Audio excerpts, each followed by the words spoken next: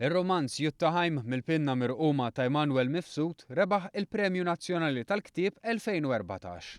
Rebħa li ċertament ma kienx faċli fid-dawl tal-letteratura rikka li għamli tasal finali. Il-ġimma filgħaxija ċ-Chairman tal-Kunsill Nazzjonali tal-Ktieb Mark Camilleri preżenta dan il-premju flimkien mal-Prim Ministru Joseph Muscat. Liema premju jikkonsolida l-ispirtu ta' nazzjon b'kittieba bravi u pubblikaturi u distributuri mill-iktar attivi. F'diskors tal-okkażjoni il-Prim Ministru qal li l-Gvern żied il-fondi allokati għat-tisħiħ tal-letteratura Maltija waqt li ngħata iktar spazju għal kitba bla ċensura. Min-naħa tiegħu Mark Camilleri fisser kif dan il-premju huwa l-iktar wieħed prestiġjuż u ta' sostenn għal kittieba Maltin.